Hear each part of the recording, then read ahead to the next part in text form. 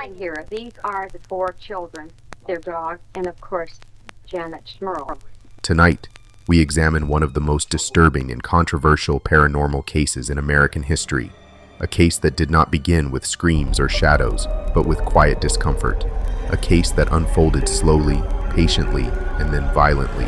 This is the story of the Smurl family haunting.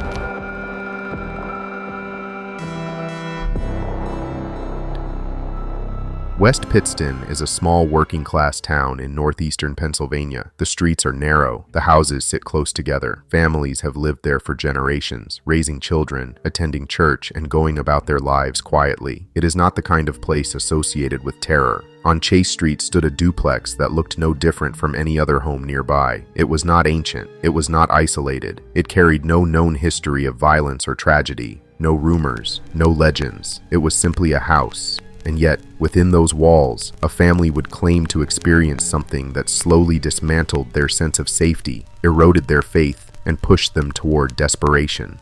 The Smurl haunting would eventually become one of the most infamous cases in American paranormal history. It would inspire books, documentaries, televised debates, and decades later, a major motion picture released in 2025. We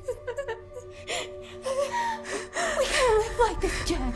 But before the fear, before the cameras, before the controversy, there was only a family trying to live a normal life. Jack and Janet Smurl were a working-class couple grounded by routine and faith. Jack worked to support the household. Janet ran the home and raised their children. They were Catholic. The church shaped their weekends and their sense of right and wrong. In the mid-1970s, they moved into a duplex on Chase Street. Jack's parents lived in the other half of the building. 3 generations shared a roof. It felt safe. It felt practical. For years, the house was simply a home. The first signs were minor enough to dismiss. Strange smells arrived without warning. Sulfur, rotten meat, chemicals. They filled rooms and vanished. The family checked pipes, vents, plumbing, heating. Nothing explained the stench. Then came the sounds. Footsteps when no one was walking, knocks from within walls, doors slamming though no drafts could be found. The noises were sporadic at first, but persistent. They were not easily explained by creaking floors or settling beams. Janet!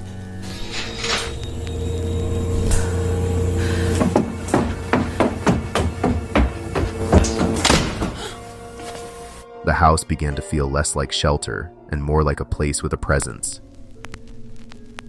What started as odd became dangerous. Objects shifted or fell. Furniture was found rearranged. Items went missing and reappeared in odd places. Electrical systems misbehaved. Lights flickered on and off even after bulbs were changed. Cold spots appeared in corners where no vents or windows existed. At times, the air seemed heavy, like walking through a room filled with thick fog. Shadowy figures were glimpsed at the edges of vision, standing still or disappearing when confronted. The family reported feeling watched. The sense of unease became daily life.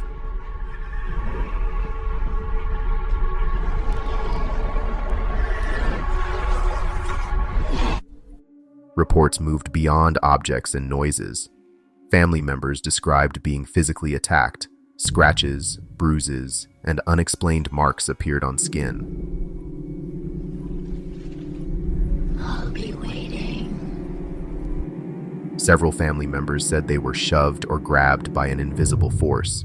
Janet reported experiences she described as second nature, perpetrated by something no one else could see. Jack described being struck and pinned while in his bed. These claims intensified public curiosity and deepened the emotional wounds inside the household.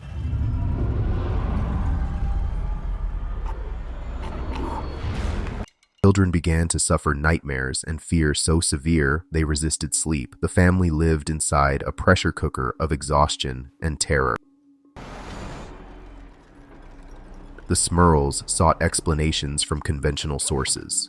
Doctors examined them for injuries and illness. Tests were run. Psychological evaluations were conducted. Physicians found no evidence of a physical condition that could fully account for the reported marks and assaults. Psychologists suggested stress, suggestion, and group dynamics as possible contributors. Shared belief can alter perception. Sleep deprivation and trauma can create experiences that feel dangerously real, but those explanations did not satisfy everyone. Lost. At 328 Chase Street, when did the poltergeist activity first make itself known to you? It started with noises, bangs in the walls, drawers. For the Smurls, the experiences were real, visceral, and ongoing. Something in the house would not be explained away by tiredness alone. When medical answers stalled, the family turned to the church. Their Catholic faith was central to how they understood the world. Priests came to bless rooms and conduct prayers. At first, the rituals produced temporary calm, but on other occasions, disturbances escalated during or immediately after religious rites. Loud noises interrupted prayer, objects flew, cold air filled the space. Those moments deepened the family's conviction that something spiritual, not merely psychological, was present. Their faith offered explanation, and yet was also tested when standard rites did not bring lasting relief. In 1986, the family sought help from Ed Warren and Lorraine Warren. Ed described himself as a demonologist. Lorraine described herself as a clairvoyant and medium. They were known to the public and to clergy for investigations into alleged hauntings. The Warrens entered the duplex and reported an immediate impression of a dark presence. Lorraine said her abilities allowed her to sense multiple entities, including a particularly malevolent force. The Warrens documented their observations with audio devices and written notes. They reported noises on recordings and described patterns of activity that, in their view, indicated something beyond mere coincidence or natural causes.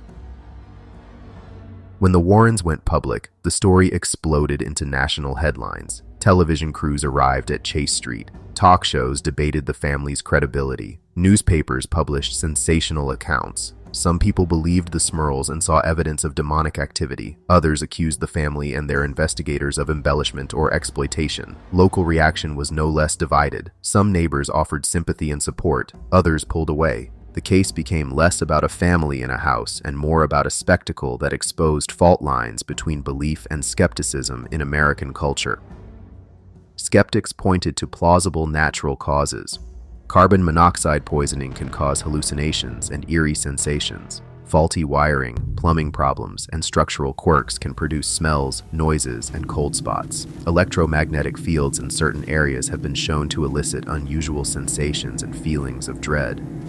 Critics also noted a lack of independently verifiable physical evidence. Believers responded that not all phenomena leave traces and that eyewitness accounts and lived experience should not be dismissed. The argument hardened into two camps that could not agree.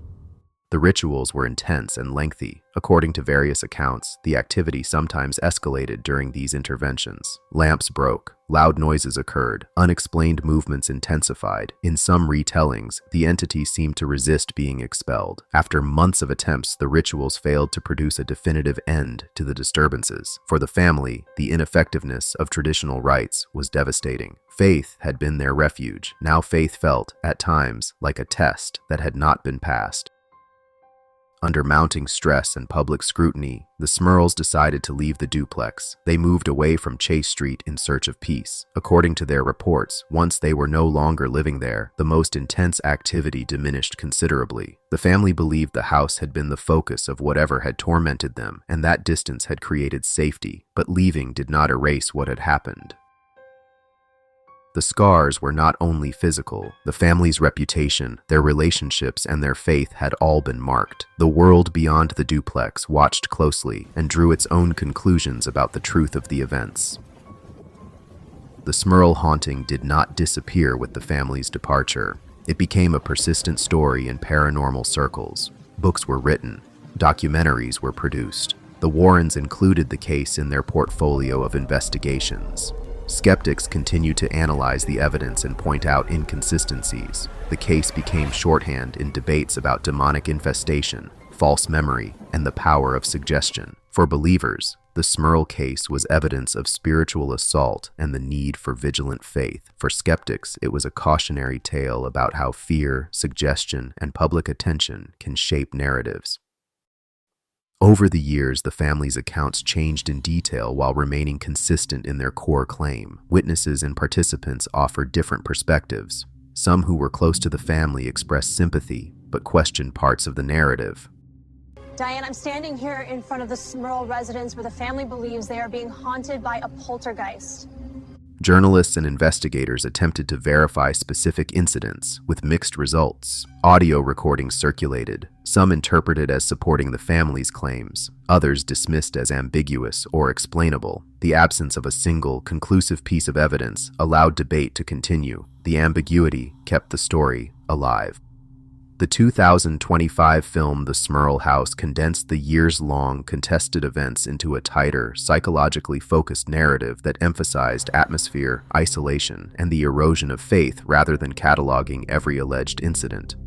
While real life involved messy, prolonged interactions such as medical exams, clergy interventions, audio recordings, and public controversy, the movie streamlined those elements into scenes designed to convey emotional truth more than forensic detail. It avoided sensational spectacle and demonic theatrics in favor of slow-building dread, dramatizing the family's fatigue and the ambiguity of what might be in the house. The result was a portrayal that captured the tone of sustained terror without attempting to be a literal reenactment of every claim or investigative twist. Critical and public reactions split predictably along belief lines. Many praised the film for its restraint, atmosphere, and character focus, saying it treated the family's experience with seriousness rather than exploiting it for jump scares. Others criticized the dramatization for blurring fact and fiction, arguing that cinematic choices risked reshaping public memory of disputed events and amplifying unverified elements. Supporters viewed the movie as validation of the family's ordeal, while detractors warned that strong storytelling could harden impressions not supported by independent evidence. Artistically, the film succeeded for some, and at the same time, it reignited scrutiny of a case that continues to resist definitive explanation. Nearly 4 decades of public conversation have not produced consensus. The Smurl case resists tidy classification.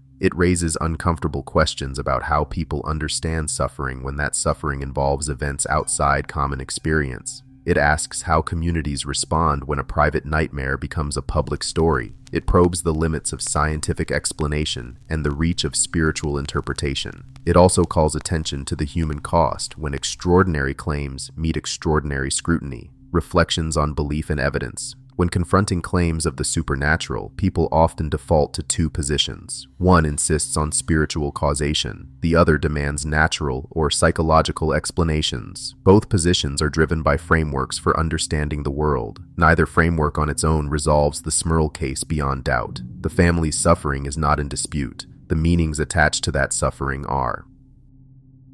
Whatever the cause, one fact remains clear. The Smurl family endured years of fear, public exposure, and personal trauma. The children were frightened, parents were exhausted, relationships strained under suspicion and scrutiny. The public spectacle that followed did not always help. Attention can validate a claim or exploit it. For the people living it, however, the priority was survival, shelter, and some measure of peace. That is the human center of this story.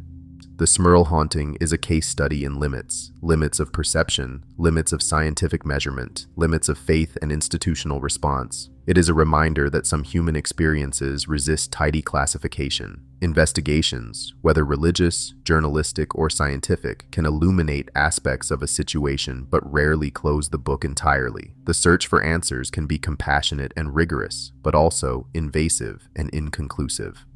Final conclusion. The Smurl family haunting refuses the simplicity of a single explanation. It stands as a complex intersection of lived terror and cultural meaning. For some, it is proof of spiritual warfare. For others, it is a cautionary tale of suggestion and social amplification. For the Smurls themselves, it was a decade of fear and upheaval that altered the trajectory of their lives. That unresolved quality is part of why the story endures. It is easier to move on from narratives that have clean endings. This one offers questions more than closure. So, what do you think about the Smurl family's encounters? Do you think they really experienced encounters with poltergeist? Be sure to leave your thoughts in the comments. And remember to subscribe to our channel. Thank you and good night.